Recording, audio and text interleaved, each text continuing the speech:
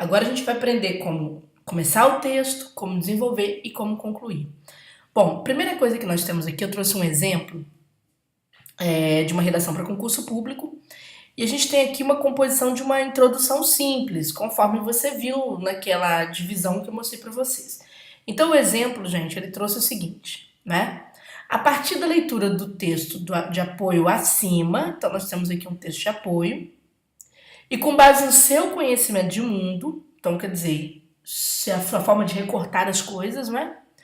Desenvolva um texto dissertativo argumentativo, a banca vai ver como você pensa, sobre o seguinte tema: o medo como componente da sociedade contemporânea. Tranquilo? Então nós temos aqui um texto que diz que o medo está na ordem do dia. Tal fato pode ser percebido na quantidade de informação veiculada sobre o tema na atualidade, em diversas matérias de jornais e revistas, que o abordam em suas várias dimensões.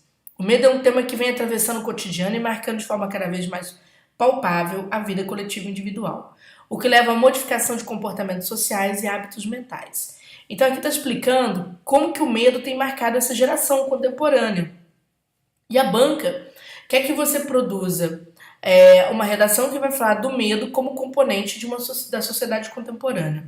Ora, o que você pode tratar aqui do medo na introdução? Você pode falar sobre as causas deste medo, né? Aqui apresentar uma listinha de causas. Geralmente sempre 2 ou 3, tá, gente? Porque no tamanho da nossa redação não vai caber mais do que isso. Lembrando que você tem que concluir a redação entre 2 ou 3. Você pode citar características, os tipos de medo que a gente encontra, ou você pode optar pelas consequências, né? O que o medo tem gerado nas pessoas, certo? Consequência, sei lá, síndrome do pânico, depressão, tá certo? Reclusão, a pessoa tem ficado mais reclusa dentro de casa, etc. Então você vai trabalhar desta forma. Ou você escolhe causas, ou você escolhe efeitos, ou você caracteriza esse medo, certo? Então você vai ver aqui que eu destaquei em amarelo o momento em que a redação retoma a introdução, os termos da introdução, sociedade contemporânea e medo. E destaquei em cinza o momento em que o redator cria, ou seja, as criações que são do mundo do redator. Tá bom? E em verdinho, aqui está a coesão para você sair de um período e para outro. O verdinho é a parte que liga as duas partes, vamos dizer assim. O que estava antes e o que está depois. Então vamos lá. A sociedade contemporânea, vírgula, apesar de todos os seus avanços tecnológicos, não conseguiu se livrar do medo. Ponto. Então parou aqui. Professora, aqui tem um verbo no passado. E aí? Pessoal, pode acontecer de algum de vocês, em algum momento da redação, apresentar um verbo no passado. Não tem problema se for um verbo ou 2 verbos. O que você não pode fazer é fazer com que predomine um parágrafo inteiro com verbos no passado. Isso não pode acontecer, tá? Você vai ver que aqui, o verbo já volta para o presente. E aí vem este sentimento, o medo. Primeiro vem a constatação, de fato a sociedade hoje, apesar de todos os avanços que ela tem, ela não conseguiu se livrar do medo, então deixou claro que a sociedade convive com medo, né? Concordou com o tema, de certo modo. E aqui vai explicar os porquês. Este sentimento, tem que retomar, tá, a palavra antes de você começar essa explicação novamente, diz respeito a fatos reais, como o medo da morte e a imagens ilusórias alimentadas pela publicidade. Olha que interessante a pessoa que fez essa introdução. Ela vai trazer as causas, né, do medo. E esse medo de respeito a fatos, quer dizer, está vinculado a fatos reais, com medo da morte. Muita gente continua com medo da morte. E a imagens ilusórias, ou seja, que a publicidade cria pra gente, né? Eu me lembro desta redação, por exemplo, de um aluno falando sobre o medo do futuro, as pessoas terem medo de não ter dinheiro. Então as pessoas investem em seguro, a publicidade faz com que elas invistam em seguro de vida, seguro disso, seguro daquilo. Por isso que se falou sobre imagem alimentada por publicidade. Então o examinador, quando pega essa introdução, o que ele pensa? Ele pensa, olha, eu vou encontrar um parágrafo falando sobre a morte e um parágrafo falando sobre essas imagens ilusórias que a publicidade gera nas pessoas e que causam medo. É assim que ele vai ler a sua redação. Esse é o primeiro ponto para você entender, não é? Como se compõe a redação, tá bom? Sempre é bom na introdução, em vez de você fazer um parágrafo como período só, ou seja, uma frase longa, uma sentença muito longa, você primeiro começar com a constatação, retomada do tema, tá certo? Deixando claro se você concorda ou discorda do tema. Esse concorda ou discorda não é para falar sim ou não, é simplesmente ou reafirmar o tema ou negar o tema, tá certo? E depois você vai começar outro período de outra forma. Você retoma a expressão, que é o sentimento, né, o medo, certo? Esse sentimento, a pessoa tem que repetir a palavra medo, ó, este sentimento, e vai ditar suas causas ou suas consequências, tá bom? Assim que você procede. Bom, vamos ver outra forma de introduzir o assunto. Introdução baseada na tese. É aquilo que você acabou de ver ali de certo modo. Vamos lá? Aqui nós temos o seguinte tema. Considerando o que se afirma acima, redija um texto dissertativo argumentativo a respeito do tema sistema prisional e ressocialização do preso. Então, sistema prisional e ressocialização do preso. Então, você vai pensar, né, se o sistema prisional ele ressocializa ou não, enfim, você vai dar o seu recorte. Vamos ver como que o redator começou. O sistema prisional de países periféricos como o Brasil não ressocializa o preso. Olha o que aconteceu aqui. Lançou-se o olhar sobre o tema. Qual foi o olhar? De pegar este tema, pensar este tema de forma delimitada dentro dos países mais pobres, países periféricos, certo? Aqui dentro dos países pobres. E aí citou países pobres como o Brasil. Não ressocializa o preso. Sistema prisional desses países, não. Então você lançou o seu olhar e, bem ou mal, isso já é uma tese. Porque foi a forma como você recortou o tema. Veja que aqui a gente não tem um sim nem um não, mas a gente tem uma localização. Eu vou localizar este tema aqui para dizer que não. Perfeito. E aí, como você falou de países pobres, você pode fazer um paralelo, tá? Ao contrário de países do primeiro mundo, em que a prisão é local de reabilitação do infrator, no Brasil predomina um sistema meramente punitivo, mal administrado e desumano. Olha que interessante. Aqui fez-se uma afirmação geral, um posicionamento. Aqui embaixo você já sabe que vai programar a distribuição do texto. E aí, como falou de sistemas de países pobres, você pode então falar por alto sobre países ricos, mas veja que não é o seu assunto falar disso, então é bem rápido, né? Ao contrário de países do primeiro mundo, em que a prisão é local de reabilitação do infrator, vírgula, no Brasil, é o termo que retoma o que você falou lá, tá certo? Predomina um sistema meramente punitivo, argumento 1, mal administrado, argumento 2, desumano, argumento 3. Então o examinador vai ler o seu desenvolvimento com base nesta ordem argumentativa. Perfeito?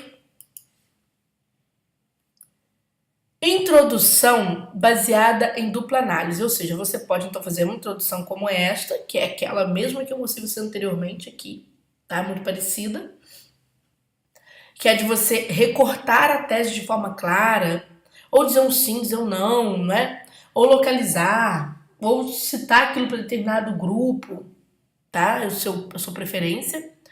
Ou se não, em dupla análise. Veja, o que é essa dupla análise? Vou mostrar daqui a pouquinho. Vamos lá. Mesmo tema, sistema prisional e... Deixa eu ver o que está falando aqui, né? Que eu até esqueci aqui. E ressocialização do preso. Vamos lá. A discussão sobre o sistema prisional encerra uma contradição, ou seja, dois pontos de vista contrários. De um lado está a defesa de que a privação de liberdade, ou seja, a prisão, é necessária para a ressocialização do preso, ponto e vírgula, De outro, porém, né, mais condizente com a realidade, está o inegável fato de que as prisões em muitos países são verdadeiras fábricas de aperfeiçoamento da criminalidade. Olha que interessante. Essa daqui é aquela redação que reconhece o lado A e o lado B.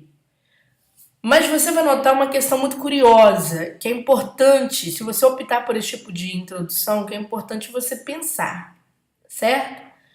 Pensar o seguinte, quando você pensa para o lado A, vamos supor que eu tenho uma balança, tá? Suponhamos que seja um pratinho de balança, certo? De um lado e do outro.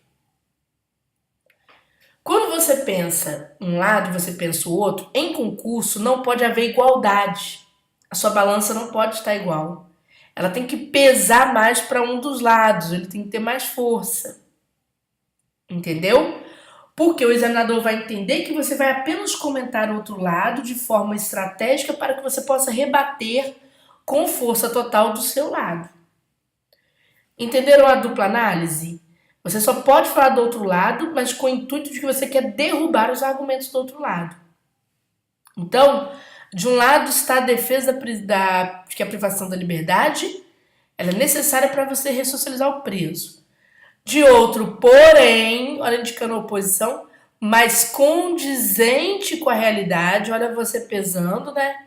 Ou seja, isso aqui então não é tão condizente com a realidade, então isso quer dizer que o seu ponto de vista é mais condizente com a realidade, está o inegável, você quer dizer que o seu não tem como negar, isso pressupõe que o anterior tem, fato de que as prisões em muitos países são verdadeiras fábricas de aperfeiçoamento da criminalidade.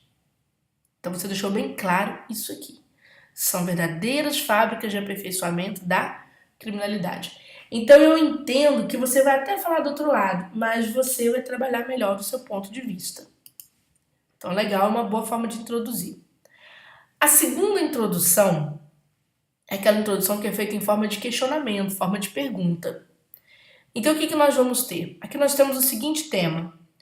A internet fornece novas e excitantes oportunidades para explorar o mundo social, como também ameaça minar as relações humanas e as comunidades. Então a internet te fornece novas e excitantes oportunidades para você explorar o mundo social, ou seja, um ponto de vista positivo da internet. A internet como ganho de mundo, não é? Mas também ameaça, olha só, as relações humanas. Então aqui veja que o tema trouxe para você 2 pontos de vista sobre a internet. O que você vai fazer? Escolher um deles. Então vamos ver como é que se processa a introdução em forma de pergunta diante de um tema desse. Será que de fato vivemos uma aldeia global na internet? Pergunta. Vale dizer que o termo aldeia global foi empregado para designar a grande revolução que a internet faria ao aproximar pessoas de diferentes partes do mundo. Ocorre, no entanto, que no século XXI, as redes sociais que operam na internet vêm conduzindo os indivíduos a uma vida isolada, egocêntrica, distante das relações do mundo real. Olha só que interessante, não é? Vamos lá. O aluno começou por uma pergunta. Perfeito, forma muito interessante de se começar uma redação. Mas perceba que ele usa essa pergunta no início. Sabe por que ele usa no início? Porque você tem que evitar deixar perguntas em aberto, nas sequências da redação. Muito menos na conclusão, você não pode deixar nada em aberto. Você tem que se comprometer a responder, a apresentar uma defesa, a apresentar um conteúdo, certo? Então você precisa ter esse compromisso. Então nós temos, vale dizer que o termo aldeia global foi empregado para designar a grande revolução, quer dizer, então ele explica. Será que a internet de fato faz com que nós vivamos uma aldeia global? E ele resolve explicar o que eu chamo de aldeia global. X coisa. Mas eu deixo bem claro, já de cara para o meu examinador, que as redes sociais, ou seja, parte da internet, né, vem conduzindo os indivíduos a uma vida isolada, egocêntrica, distante das relações de mundo. Então veja que a pergunta foi feita para eu bater nesse ponto de vista positivo, ou seja, não é disso, não é este o meu ponto de vista, eu pergunto, mas eu pergunto e te ofereço uma resposta contrária, uma resposta negativa. Então, o tipo de resposta com a qual vocês vão lidar, ou seja, que vocês vão oferecer, vai ficar a cargo de vocês, vai ficar a cargo de vocês. O mais importante, gente, é que a pergunta tem que ser respondida na introdução, de modo que as características da introdução possam ser desenvolvidas depois, tá certo? Então, cuidado com isso aqui.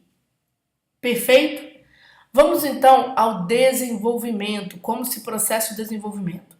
Ora, feita a introdução, escolhido o modelo, o desenvolvimento ele vai se encarregar em cada uma de suas partes, né, conforme os argumentos que você antecipou na introdução, ele vai desenvolver isso de forma organizada, e cada coisa no seu lugar.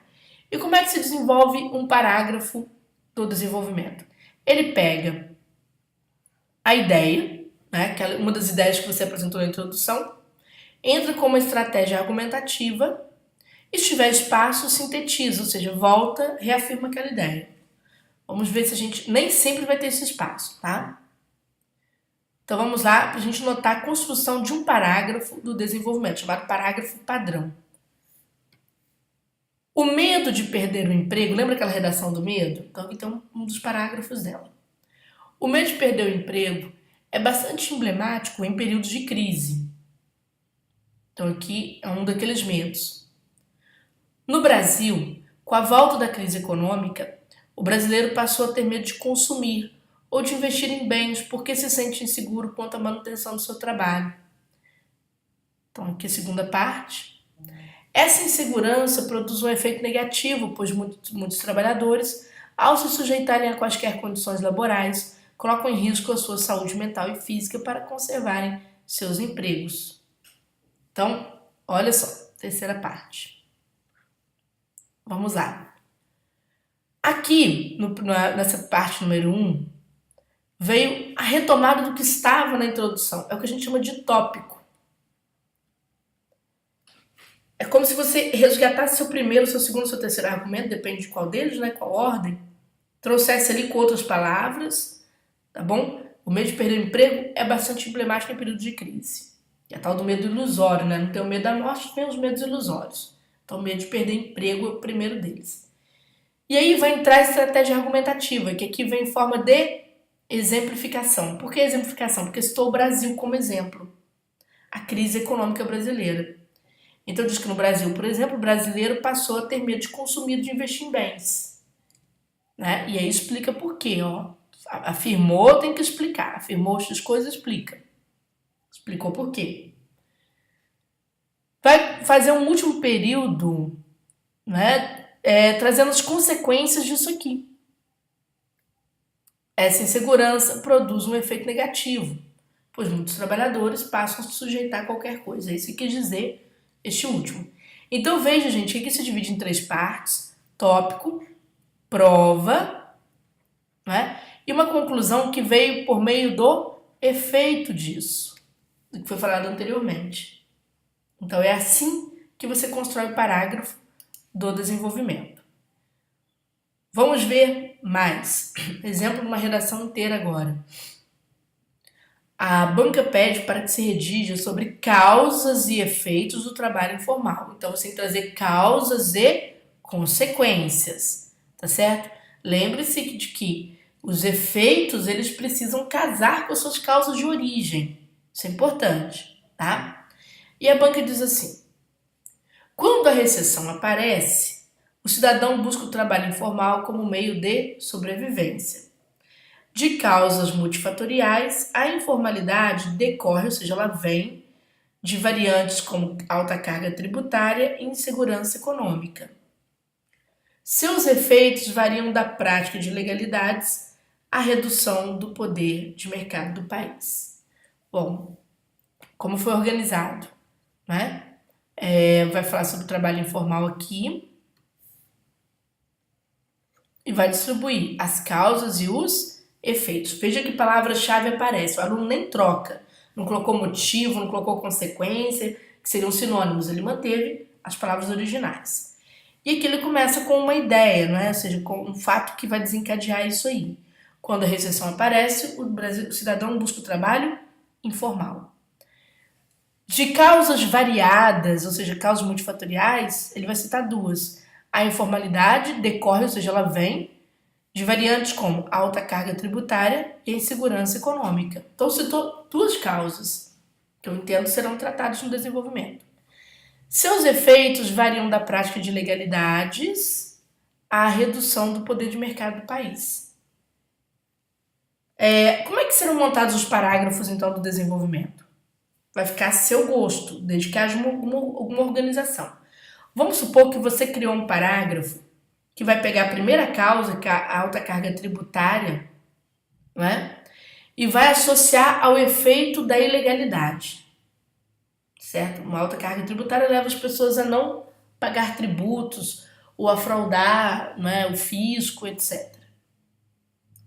A insegurança econômica, né, leva à redução do poder de mercado. Então você pode fazer um parágrafo com uma causa e uma causa e uma consequência, respectivamente, se você quiser sim, tá?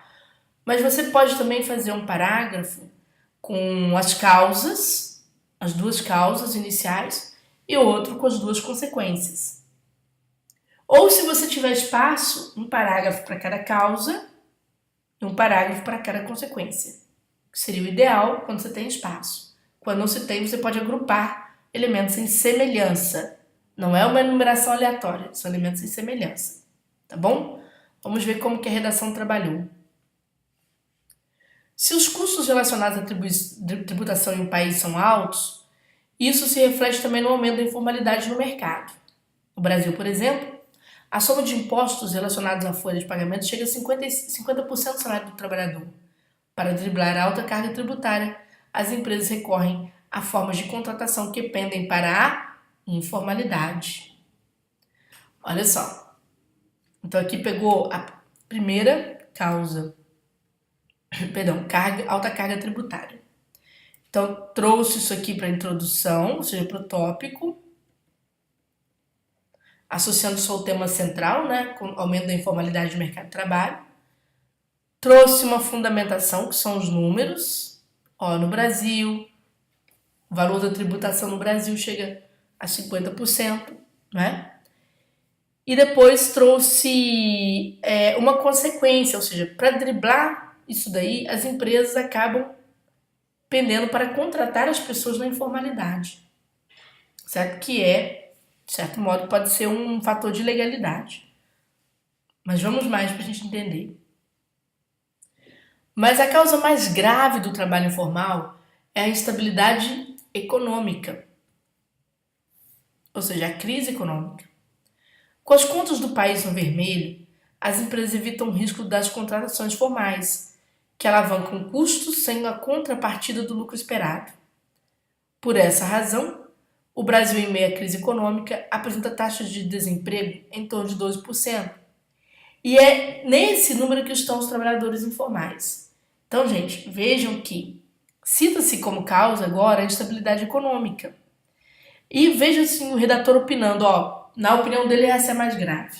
Isso é interessante, você fez essas jogadas, né? É mais grave, é menos grave, etc.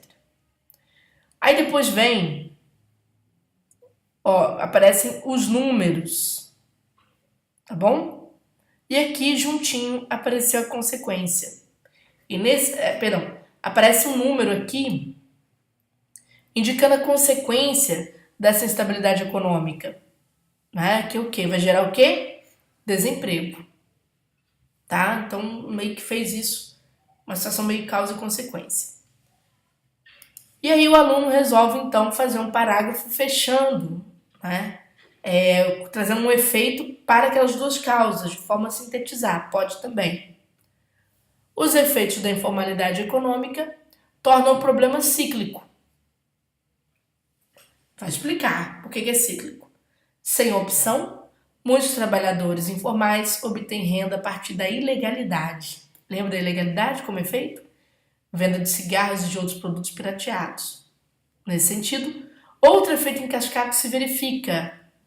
Nesse mercado legal, o país deixa de arrecadar tributos e segue perdendo a sua capacidade econômica.